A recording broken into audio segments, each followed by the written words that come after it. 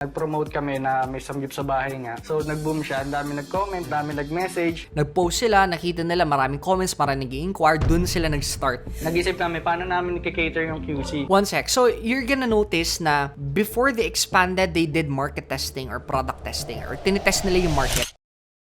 Yumaman sila ng dahil sa inuman? Posible ba yun? In this video, I'm gonna do a reaction video sa may puhunan ng samgyup sa bahay. Let's go! Ang K-barbecue. Pero kung tinatamad kang lumabas at maghintay, itong naisip na konsepto ng 4 na opa ng Imus Cavite. Ang idea ng booming business nila, nagsimula lang sa kwentuhang inuman. Yung isang gabi, nag-inuman kami. Parang nag-come up kami, uy, pare, tayo tayo ng maliit na negosyo. Kahit barya lang. Ambag-ambagan tayo. Wala kaming ibang naisip na mag-deliver ng samgyupsal. Yun, bigla na lang isip namin na, oh, ito na lang gawin nating business. Nice. Nag-deliver tayo ng samgyupsal. Meron po kaming braised tofu. Then, meron din na rin pong kasamang rice. And then, Korean egg po. Ito po, recipe po namin to. And then, ito po yung pipino po namin. Cucumber salad po. Then, yung kimchi po namin, recipe po namin to.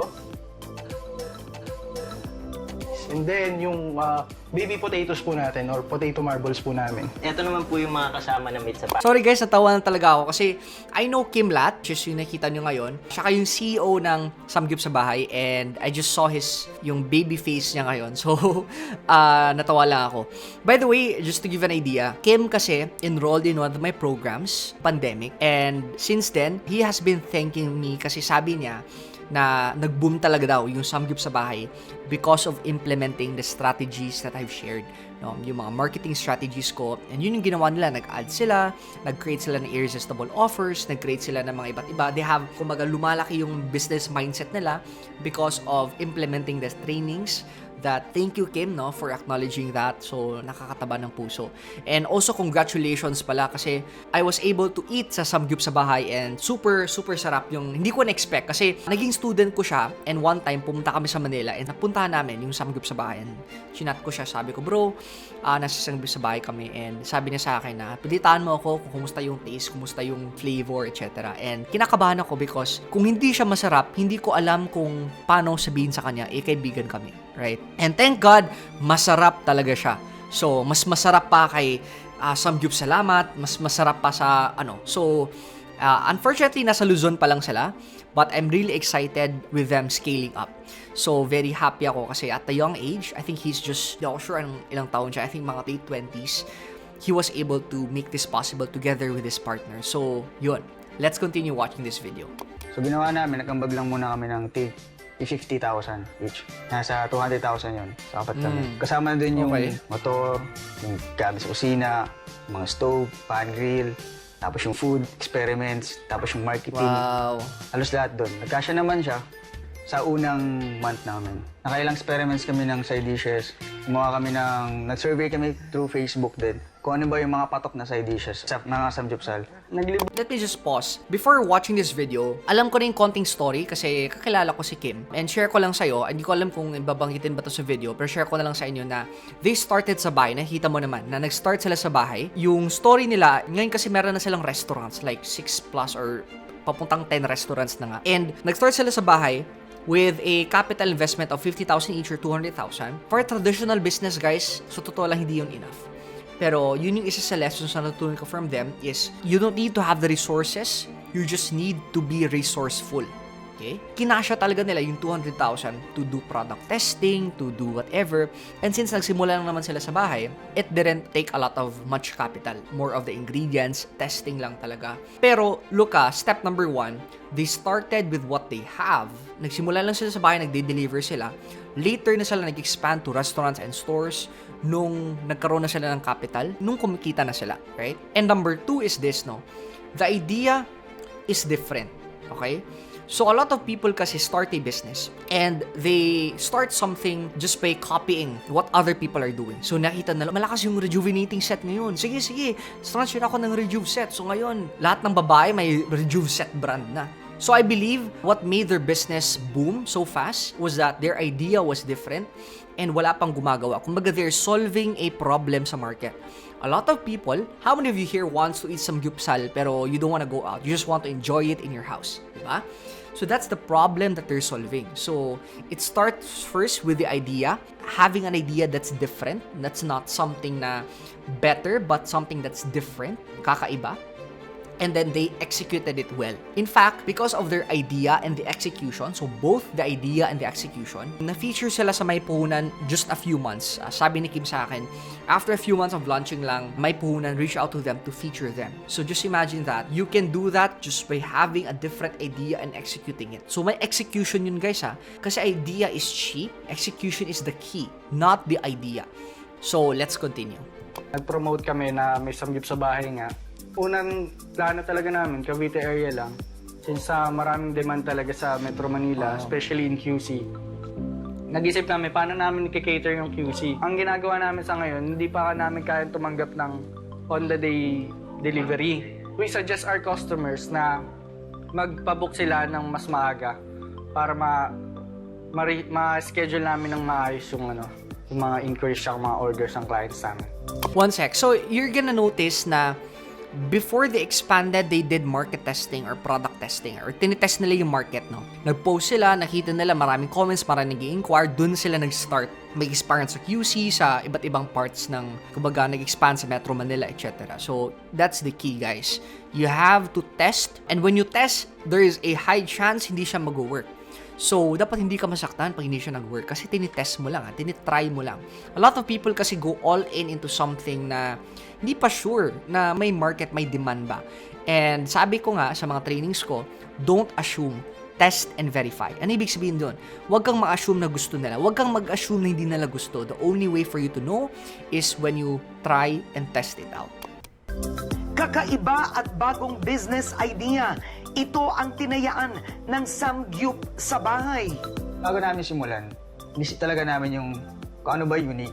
Parang sa amin, gusto namin na pag sinabing sangyupsal tapos gustong delivery, sangyup sa bahay kaagad. Yun yung advantage. That is what you call the category king.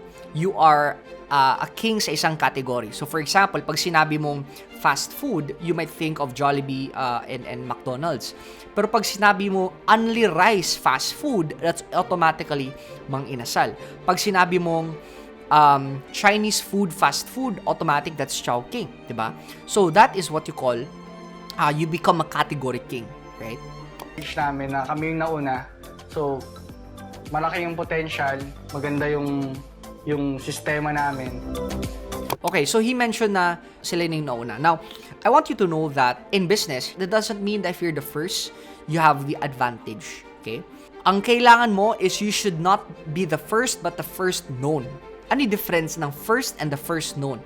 You can be the first, but no one knows that you're the first.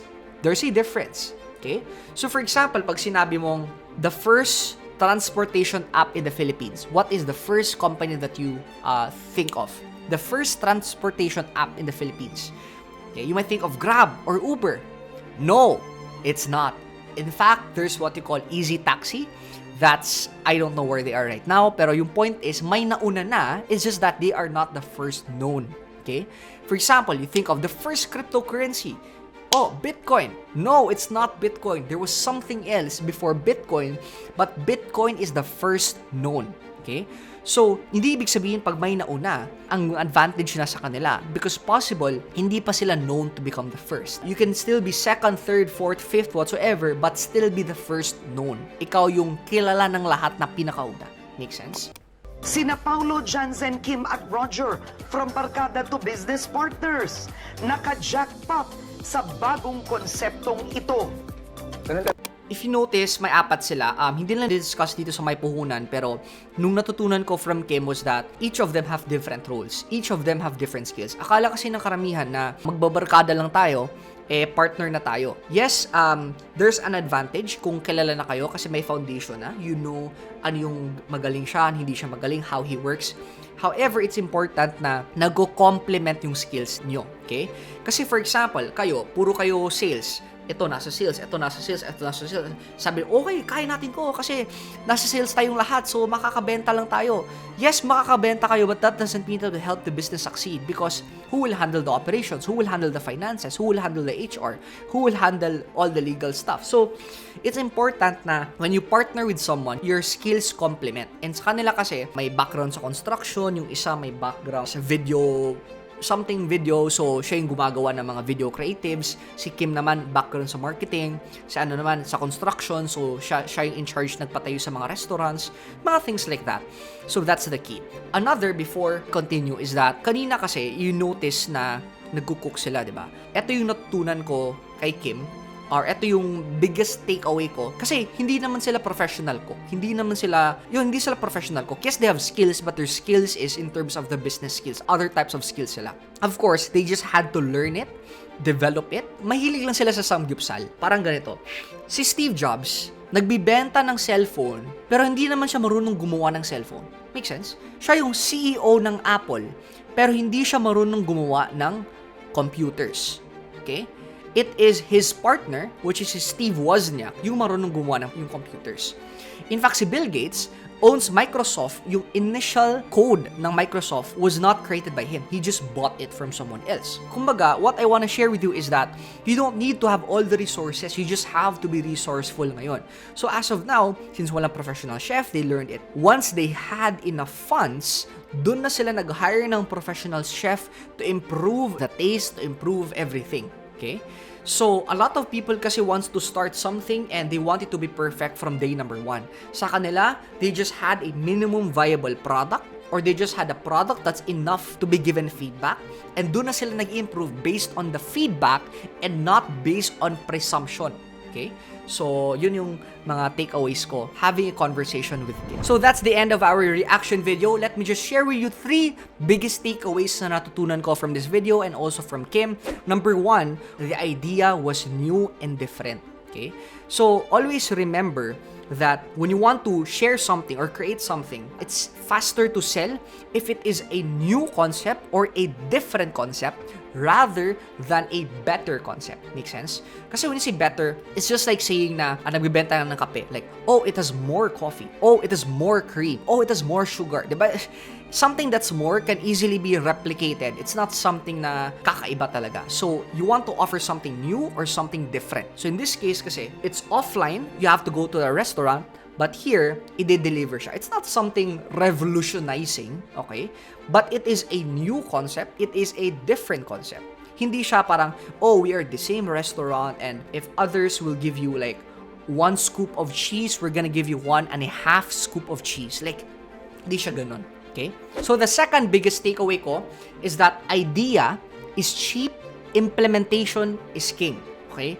So, some of you have this great idea and you want to keep it yourself, hindi mo sinishare sa friends mo kasi like, sabi mo sa sarili mo, if maka-execute lang ako sa idea na to, yayaman talaga ako. But the problem is, are you really executing? Or are you just dumping more ideas? Guys, sa circle namin, hindi na kami takot mag-share ng idea. In fact, if we share an idea and someone else will implement it, we will just clap our hands and congratulate that person. Why? Because guys, it's easy to have this idea. Pero the key here is, are you able to successfully implement or successfully execute it? Sa kanila kasi, buti na lang na they were able to execute it that fast. Kasi, ang dami naman nating ideas everyday. Dami naman nating ideas every time nagiinuman tayo, tama ba? Pero, out of those ideas, like siguro less than 1% lang yung nagiging actual or nagiging na-implement, right? And the third biggest takeaway ko is that they started with no resources. Again, as what I've shared, 200,000 na capital, 50,000 each partner, 4 partners, is not enough for a traditional business. Okay? However, with their skill sets, kumbaga, they use their skills na lang to complement yung kakulangan nila sa pera. So, they did not have the resources back then, but the resourcefulness was there. So, yun yung key sa business. You should be you don't need resources, but you should need the resourcefulness. Okay? So that is the biggest takeaways ko from this video. Also, ikaw ba? Ano ba yung biggest learning mo from this video? Let me know in the comment section below because Babasahin ko yung mga comments nyo. Also, if you have not subscribed to our channel yet, please follow and subscribe to my channel, to my pages, so that the algorithm would recommend more videos just like this one to you and to more people. And of course, I would really appreciate it a lot. This is Fibo Lim. Until next time, see you in our next video.